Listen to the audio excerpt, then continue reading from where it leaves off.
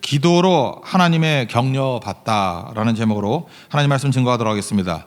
지금 느헤미야 마지막 장인데 이제 다시금 깨끗하게 만드는 일, 다시금 개혁하는 일들을 하고 있습니다. 개혁이 뭐냐면 깨끗하게 하는 거예요. 그래서 이게 무슨 얘기죠? 다시 더러워질 수 있다라는 거죠. 예수님 3번 시험 당하고 난 다음에 마귀가 이런 표현을 씁니다. 누가복음 4장 13절 보니까 마귀가 모든 시험을 다한 후에 얼마 동안 떠나니라. 우리도 시험을 이기면은 승리하죠. 근데 그게 영원한 승리가 아니라 얼마 동안 떠나니라. 다시 온다라는 것입니다. 그러니까 이걸 반드시 우리 체크할 줄 알아야 된다라는 것입니다. 시간 터울은 있지만 5가지예요. 첫 번째는 첫 번째 개혁 마무리를 짓는 얘기입니다. 비슷해 보이는 이단이 더 위험하다라는 것입니다. 1절부터 3절까지인데 이게 모압과 암몬 이야기입니다. 그날 그랬죠. 1절에 보니까 이게 봉헌신 날인데 되게 분주한 날입니다. 그런데 모세의 책을 낭독합니다. 모세의 책이라 그러면 모세오경이겠죠. 창세기, 출애굽기, 레위기, 민수기, 신명기. 창세기는 창조에 관한 것, 출애굽기는 구원에 관한 것, 그 다음에 레위기는 예배에 관한 것, 민수기는 광야기니까 하나님의 인도하심에 관한 것, 그리고 신명기는 기억할 내용에 관한 것. 그래서 이걸 쭉 설명을 했습니다. 그러니까 그의 관심사는 말씀에 있었던 거죠. 이게 성벽 재건 뭐 이런 껍데기에 있는 게 아니라 말씀으로 세워지는 거에 관심이 있었다는 것입니다. 다시 모세오경을 낭독하다 보니까 어디에 걸렸느냐? 신명기 23장 3절부터 6절까지 내용에 보면은 그 모압과 암몬에 관한 얘기가 나와요. 모압과 암몬은 총에 들여보내지 말아라. 그리고 이유가 뭐냐 하면은 그들이 너희들을 영접하지 아니하였고, 제일 중요한 건 뭐냐면 발락이 발람을 통해서 이스라엘을 저주하고 영적으로 타락하게 만들었다는 거예요. 그래서 이 발람 선지자는 이게 이단 선지자, 이게 굉장히 무서운 거거든요. 근데 굉장히 능력 있어 보이는 막 이적도 행해요. 그런 가짜 선지자, 능력 있는 가짜 선지자, 이게 발락이 이런 유도를 했다는 것입니다. 나쁜 놈들이라는 거예요. 이거하고 상종하지 말아라. 하나님께서 도와주셨기 때문에 저주가 변해서 복이 되었다. 이게 신명기 23장 3절부터 6절까지의 내용입니다.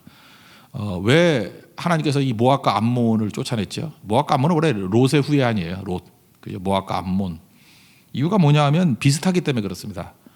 비슷하면서 아닌 거, 그 사입이라 그러잖아요. 사입이 비슷한데 아닌 거. 그죠? 사이 비슷한데 비 아닌 것. 사입이 이단 그러죠. 이단 척결하라 그런 얘기입니다. 예를 들어서 누가 와가지고요, 이렇게 머리 밀고 뭐 반야신경 이러고 있으면은 우리가 다 알죠. 그 불교라는 거. 그래서 우리 그리스도인들이 불교에 넘어가거나 이럴 때는 별로 없을 거라고요. 근데 똑같이 뭐 12지파, 12사도 뭐 이러면서 뭐 하나님 말씀, 뭐 요한계시록 이러고 나오는 그 이만희 같은 것들은 그죠? 이게 비슷해 보이잖아요. 그래서 속는다는 거예요. 그래서 성경에서 이렇게 철저하게 얘기하는 게 뭐냐? 모압과 암몬은 성경에 나오는 모압과 암몬 이게 나오잖아요. 그러면 거의 이제 95% 싱크로율이 있어요. 거의 2단 사입이 그러면 돼요. 구약의 2단 사입이 비슷한데 아닌 것. 그거 제하라는 것입니다. 조심해야 된다는 거예요. 왜냐하면 광명의 천사로 가장하기 때문에 그렇다는 거예요. 고린도 후서 11장 14절. 근데 하나님이 도와주시면 거기서 저주가 변해서 복이 되게 하신다. 그래서 첫 번째 명심해야 될 게 뭐냐면 이단 사이비 모압과 암몬을 조심하고 총회에서 쫓아내 버려라. 1절부터 3절까지 내용입니다. 다 같이 읽겠습니다. 시작. 그날 모세의 책을 낭독하여 백성에게 들렸는데 그 책에 기록하기를 암몬 사람과 모압 사람은 영원히 하나님의 총회에 들어오지 못하리니 이는 그들이 양식과 물로 이스라엘 자손을 영접하지 아니하고 도리어 발람에게 뇌물을 주어 저주하게 하였습니다. 그러나 우리 하나님이 그 저주를 돌이켜 복이 되게 하셨다 하였느니라. 백성이 율법을 듣고 곧 섞인 무리를 이스라엘 가운데에서 모두 분리하였느니라. 그러니까 교회 밖에서 뭐 만나자, 뭐 성경 공부하자, 모임 갖자 이러면 이게 다 위험한 거거든요. 위험한 게 가짜예요. 그게 모압과 암몬이라니까 비슷해 보이는 가짜들. 이게 위험한 거다. 끊어버리라. 이게 첫 번째. 그다음에 두 번째부터 이제 5번째까지 4가지가 또 나오는데 이거 구분할 필요가 있어요. 느헤미야가 다시 페르시아로 돌아간 것 같아요. 총독 있다가 돌아가서 이제 리콜 받아가지고 돌아갔다가 잠시 있다가 다시 돌아왔을 때 이게 느헤미야가 기가 막혀 그런 일이 있죠. 이 도대체 말도 안 되는 일이 벌어져요. 그래서 돌아와서 한 개혁이 또 4가지예요. 4가지인데 그 얘기가 나온다는 것입니다. 그 첫 번째 돌아와서 했던 거 나눠서 할게요. 돌아와서 첫 번째는 뭐냐하면 관계가 지저분해졌다는 거예요. 관계가. 특별히 제사장이 엘리아십인데 우리 성벽 재건할 때 제일 방해했던 그 이중 스파이 같은 녀석이 있었죠. 산발랏도 있었지만 중간에 그죠? 누가 있었어요? 암몬 사람 도비야. 이 도비야는 어떤 인물이냐 하면은 아내도 유대인이고 두 아들의 며느리도 유대인들을 데려왔죠. 그리고 이중 스파이 역할을 했던 사람입니다. 그런데 이렇게 성벽 다 재건하고 이제 완전 개혁도 다 이루었는데 느헤미 없는 사이에 또 도비야가 와가지고 제사장하고 이렇게 결탁이 돼 있다라는 거예요. 이런 걸 뭐라 그러죠? 요즘에 선거철 같은 데 이렇게 보면 다 죽은 것 같은데 또 살아나는 그 놓친 애들 있죠. 이게 도대체 이게 여당 같다 야당 같다가 뭐 다 죽었는데 이제 끝이야 그랬는데 살아난 그 도비야에 그게 어떻게 또 저거하고 또 저러나. 작년에 왔던 각설이가 죽지도 않고 또 왔네. 그죠? 그게 도비야예요. 도비야 주제가야. 죽지도 않고 또 왔네. 또 이게 제사장하고 또 들붙어가지고 이런 일이 벌어져요. 근데 이게 무슨 일이 벌어져? 성전에 자리가 없죠. 우리 교회도 봐요. 우리 교회 공간 뭐 빈 데 있어요? 어디가 빈 데가 있어요? 다 필요한 거죠. 그죠? 뭐 어디 빈 데가 없죠. 뭐 장소마다 꽉꽉 차고 다 역할이 있고 그런 거 아닙니까? 성전도 마찬가지죠. 성전도 빈 자리가 있어요. 다 필요한 자리이기 때문에 만든 건데 성전의 일부분을 비워가지고 VIP 룸을 만들어가지고 도비야가 성전에 사무실 차리게 만들었다는 거예요. 이게 무슨 얘기죠? 기존에 뭘 하던 일을 중단시키니까 이게 가능한 거 아니에요. 그래서 하나님의 일을 중단해야 세상 일이 들어오는 거예요. 이게 무슨 얘기예요? 내 안에 내 몸에 도비야가 들어올 수 있다는 거예요. 내가 하나님의 일을 이렇게 빼내야만 그 일을 하는 거예요. 그러니까 하던 일 중단해버리고 엉뚱한 짓 할 수 있죠. 그런 게 내 안에 도비야가 들어온 거예요. 도비야. 그래서 뭘 했죠? 다 쫓아내버리고 나가 그랬죠. 사람 금방 변화됩니다. 이스라엘 백성들 모세를 통해서 하나님 섬기다가 40일 동안 시내산에 올라갔더니 40일 만에 변질돼요. 이번에 코로나 바이러스도 그런 것 같아요. 뭐 이런저런 사정으로 예배를 못 드린 사람들이 많이 있지 않습니까? 교회도 그렇고. 이거 뭐 바이러스 끝나면은 뭐 다시 회복될 거다. 그렇지 않아요. 그동안에 이 영적 바이러스가 또 우리를 엄청 넘어뜨린다고요. 오늘 철야기도 날인데 우리가 바이러스 때문에 이제 중단해 있지 않습니까? 이제 다시 철야기도 한번 해봐요. 옛날만큼 와가지고 뜨겁게 기도할 수 있나 쉽지 않아요. 한번 해보라고. 아마 사람도 줄지도 모르고, 그죠? 더 기도도 힘들지 모르고 이게 쉬운 게 아니라니까요. 사람이 금방 숙주나물 같아요. 신숙주 같이 금방 상해요. 금방 상한다고. 그래서 또 금방 깨져버린다는 거예요. 이렇게 얼마나 빨리 무너지는지를 알아. 긴장 놓치지 말라는 거죠.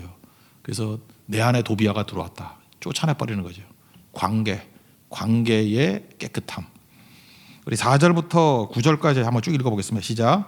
이전에 우리 하나님의 전의 방을 맡은 제사장 엘리야십이 도비야와 연락이 있었으므로 도비야를 위하여 한 큰 방을 만들었으니 그 방은 원래 소재물과 유향과 그릇과 또 레위 사람들과 노래하는 자들과 문지기들에게 11조로 주는 곡물과 새 포도주와 기름과 또 제사장들에게 주는 거제물을 두는 곳이라. 그때는 내가 예루살렘에 있지 아니하였느니라. 바벨론 왕 아닥사스다 32년에 내가 왕에게 나아갔다가 며칠 후에 왕에게 말미를 청하고 예루살렘에 이르러서야 엘리야십이 도비야를 위하여 하나님의 전뜰에 방을 만든 악한 일을 안지라. 내가 심히 근심하여 도비야의 세간을 그 방 밖으로 다 내어 던지고 명령하여 그 방을 정결하게 하고 하나님의 전의 그릇과 소재물과 유향을 다시 그리로 들여 놓았느니라. 그러니까 관계가 지저분해진 것을 정결하게 만들었다. 도비와의 관계를 끊어버렸다. 이게 개혁의 첫 번째 거. 돌아와서 두 번째 했던 건 뭐냐? 11조 개혁입니다. 11조 안 하던 거 11조 다시 시작해. 그런 거죠. 이건 뭐예요? 재정의 깨끗함, 돈의 깨끗함. 이게 10절부터 14절까지 내용이라는 거예요. 그러니까 중간에 뭐 가짜 선지자들이 그랬던 것 같아요. 야 11조 안 내도 돼. 뭐 되냐 그거. 요즘에도 그런 사람도 있죠. 11조에서 뭐래. 그거 뭐 어디에 제대로 써야지 뭐 이러면서 지들 하지도 않으면서 그러면서 교회를 흔들게 만드는 거죠. 11조 안 하면 어떤 일이 벌어지죠? 교회 재정이 없으니까 교육자들이 목회자들이 못 뛸 거 아니에요. 그러니까 어떤 일이 벌어지느냐? 자기 자리를 떠나서 투잡 뛸 거 아니에요. 지금 대만 가나 일본이나 가보세요. 가보면은 목회자 생활비도 안 줘가지고 투잡 뛰는 목회자들 되게 많아요. 그럼 교회가 잘 되나요? 다 무너지지. 그죠? 세상으로 돌아가서 또 제가 대만에 어떤 목사님은 너무 또 세상에 잘 돼가지고 목회 때려치고 가서 사업하더라고. 그렇죠. 또 폭삭망하고. 그러니까 참 마음이 아파요. 그래서 이게 뭐 자비랑 성경 이거 웃기는 소리 하지 말라 그래요. 교회가 가능하다 그러면 이게 전임할 수 있도록 하게 만들어야 된다는 것입니다. 그리고 또 목회자도 마찬가지예요. 목회자들이 성도들의 11조로 생활하잖아요. 그럼 목회자는 딴짓하면 안 돼요. 딴짓하면 목회자가 우리 교회는 뭐 널널해가지고 뭐 시간이 남아더라. 그래서 뭐 그거 갖고 뭐 부업을 한다더니 뭐 딴 걸 한다더니 무슨 뭐 투자를 한다고 이리저리 돌아다니거나 이따위 짓 하면 그것도 화 있을지 이제 똑같은 거라고요. 목회자는 무슨 전념이 있어야 되냐면 난 사역에만 전념하겠습니다. 누가 보나 보지 않으나 양떼를 돌보고 기도하고 섬기는 일에 집중하겠습니다. 그런 양쪽의 서약이라고요. 나는 생활비 주겠다 11조 하면서 먹여 살리겠습니다. 나는 또 이걸 위해서 딴짓 안 하고 하나님 앞에만 헌신하겠습니다. 이게 바른 일이라는 것입니다. 그래서 이제 꾸짖는 거예요. 민장들이 뭐예요? 부교육자나 뭐 간사들 꾸짖으면서 이게 뭐 하는 짓이야 그랬다는 거죠. 돌아와서 했던 게 뭐예요? 첫째는 관계예요. 관계. 시편 1편 1절에 복 있는 사람 악인의 꾀를 따르지 아니하고 죄인의 길에 서지 아니하고 오만한 자의 자리에 앉지 않는다. 이게 뭐예요? 관계죠. 관계 깨끗하게 한다. 이게 첫 번째 개혁이고, 두 번째가 재정을 깨끗하게. 돈지갑부터 회개하는 거죠. 그래서 교회가 이게 시스템 전체가 무너지게 만드는 게 뭐냐면 재정에 대해서 깨끗하지 않으면 11조 깨끗 안 드리면 이런 일이 벌어지게 된다는 거예요. 이게 다시금 돌아오게 만드는 힘이었다. 10절부터 14절까지 읽겠습니다. 시작. 내가 또 알아본즉 레위 사람들이 받을 몫을 주지 아니하였으므로 그 직무를 행하는 레위 사람들과 노래하는 자들이 각각 자기 밭으로 도망하였기로 내가 모든 민장들을 꾸짖어 이르기를 하나님의 전이 어찌하여 버림바 되었느냐 하고 그 레위 사람을 불러 모아 다시 제자리에 세웠더니 이에 온 유다가 곡식과 새 포도주와 기름의 11조를 가져다가 곳간에 드림으로 내가 제사장 셀라마와 서기관 사독과 레위 사람 보다야를 창고지기로 삼고 마따냐의 손자 사꿀의 아들 하난을 버금으로 삼았나니 이는 그들이 충직한 자로 인정됨이라. 그 직분은 형제들에게 분배하는 일이었느니라. 내 하나님이여 이 일로 말미암아 나를 기억하옵소서. 내 하나님의 정과 그 모든 직무를 위하여 내가 행한 선한 일을 도말하지 마옵소서. 이 느헤미야 개혁의 중요성은요, 뭐 하고 난 다음에 마지막으로는 기도로 마치잖아요. 무슨 얘기예요? 기도로 하나님의 격려를 받는 거예요. 즉 개혁 이거 한다는 이것들이 인기가 있어요, 없어요? 지금도 정신 나간 지도자들을 보면요, 뭘 하면은 사람들이 얼마나 좋아하느냐, 얼마나 지지하느냐. 이 목사들도 그래요. 이게 하나님이 기뻐하는 일을 하느냐, 그러면 외로운 길, 좁은 길을 또 가야 되는데 그건 관계도 안 하고 밤낮 뭐 SNS 하면서 뭐 글 쓰고 뭐 좋아요, 뭐 지지하는 거 이거 있으면 그거에 흐뭇해가지고 나를 따르는 자가 많다. 화 있을진저 이 약한 자들아. 여기서 느헤미야가 이거 하는 거에 대해서 아무도 지지하지 않았어요. 외로운 길이에요. 누가 이거 좋아하겠어? 개혁하지 않은데. 그러니까 외로워도 흔들리지 않았던 이유가 뭐냐면 엎드리는 기도가 있었다고요. 그래서 성도의 최고의 격려는 하나님의 격려입니다. 여러분 기도 없으면 격려 없기 때문에 하나님의 격려 없기 때문에 금방 쓰러져요. 하나 개혁하고 난 다음에 패턴이 항상 그래요. 엎드려 기도해요. 하나님 도와주세요. 그래서 하나님의 격려를 받고 또 그 다음 개혁을 합니다. 이게 성도들이 가야 될 일이에요. 그래서 기도가 없다 그러는 거는 오래 못 갑니다. 성도들이 뭐 사역도 하고 헌신도 하고 하는데 기도가 없어. 그러면 저걸로 끝나는 거다. 저 오래 못 간다. 그리고 또 하나는 반드시 이상한 짓 할 거다. 지쳐가지고 딴짓 할 거다. 그러니까 기도해야 안전한 겁니다. 기도해야 계속 할 수 있고요. 하나님의 격려가 있어야 새 힘 얻게 된다는 것입니다. 그래서 관계의 깨끗함, 두 번째는 재정의 깨끗함, 세 번째는 시간의 깨끗함이에요. 이거 안식일 준수죠. 안식일 준수. 우린 세상과 다릅니다. 세상의 시간관념을 가지고 살면 안 되죠. 너희들 뭐 하고 난 다음에 잠시 가서 예배 드리면 될 거 아니야. 누가 이런 소리 하죠. 오전에 나가서 일하고 오후에도 뭐 있다며 그때 가서 잠시. 이게 온라인 예배가 활성화되면은 그렇게 말할 거 아니에요. 아침에 나와서 일하고 뭐 온라인 있으니까 그걸로 예배 드려. 이런 식으로 하면서 무너지는 거예요. 주일 성수라는 게 안식일 준수라는 게 뭐냐. 하루 종일이에요. 하루 종일. 딴 일도 안 하는 거예요. 그저 뭐 예배 드리고 나머지 시간에 딴 일 하는 게 아니라고 착각하지 말라고요. 그 얘기예요. 시간을 온전히 드리는 거예요. 마귀는 시간을 공격합니다. 마귀의 궁극적인 우리 시간을 공격하는 거예요. 시간이 뭐예요? 생명을 공격하는 거예요. 그래서 아무것도 못하게. 예배는 주일 자체가 그거예요. 조율하는 거예요. 튜닝하는 거예요. 튜닝. 440Hz 이 오보의 소리에 맞춰서 이렇게 튜닝하는 거예요. 그게 예수님이잖아요. 예수님께 맞춰서 튜닝하고 맞추는 거. 안식일 이거 제대로 지키지 않으면, 그래서 그런 얘기 있잖아요. 뭐 유대인들이 안식일 지킨 게 아니라 안식일이 유대인을 지켜줬다고. 우리도 마찬가지입니다. 우리가 주일 성수하는 거, 우리가 주일 성수하는 것 같이 보이죠? 주일 성수가 우리를 지키는 거예요. 그거 무너져 보세요. 다 무너져 버리죠. 그래서 성문을 잠가 버리라. 그래서 진짜 말 그대로 셧다운 시켜버리라는 거예요. 우리 예수 믿는 사람들이 하는 모든 것들이 아무것도 못하게 셧다운 시켜버리라는 거예요. 하나님 앞에 예배드릴 수 있도록 하루 종일. 15절부터 22절까지 내용입니다. 쭉 한번 읽어봅시다. 읽어보겠습니다. 시작.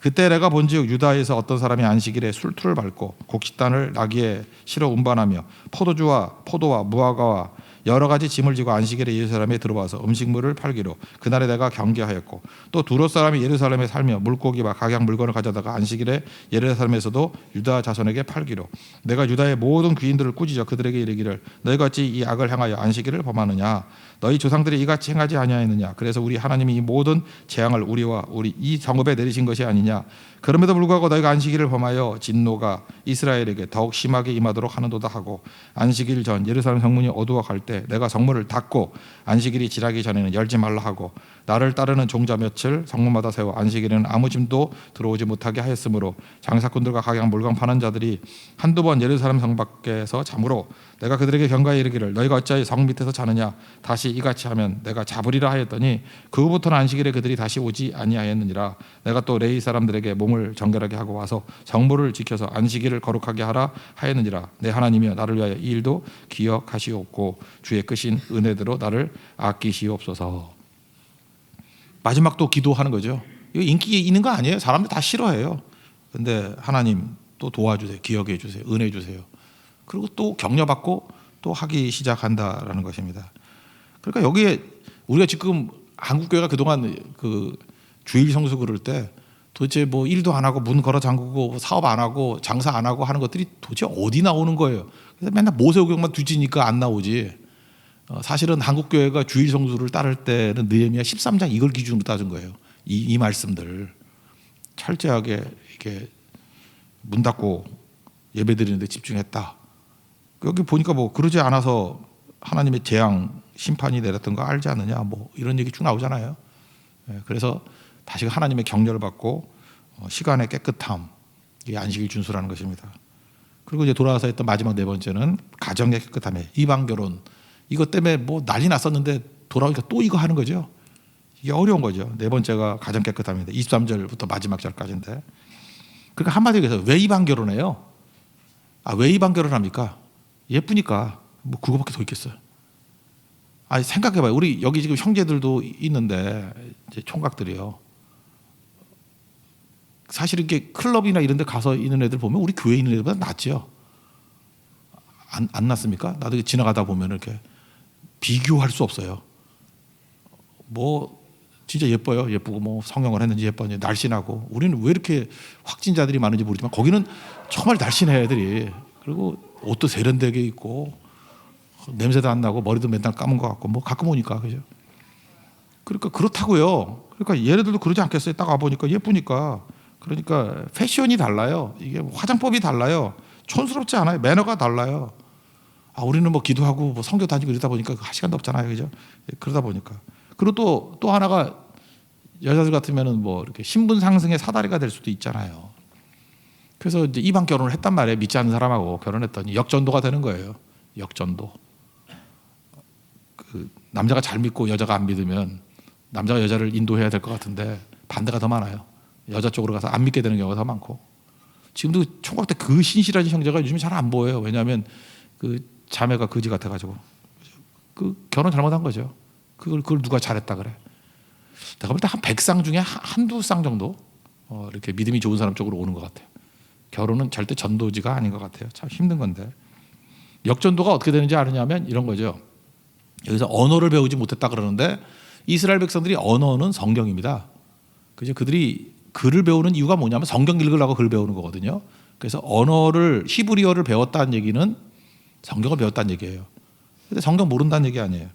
23절부터 25절까지 한번 읽겠습니다. 시작. 그때 내가 또 본즉 유다 사람이 아스돗과 암몬과 모압 여인을 맞아 아내로 삼았는데 그들의 자녀가 아스돗 방언을 절반쯤은 하여도 유다 방언은 못하니 그 하는 말이 각 족속의 방언이므로 내가 그들을 책망하고 저주하며 그들 중 몇 사람을 때리고 그들의 머리털을 뽑고 이르되 너희는 너희 딸들을 그들의 아들들에게 주지 말고 너희 아들들이나 너희를 위하여 그들의 딸을 데려오지 아니하겠다고 하나님을 가리켜 맹세하라 하고.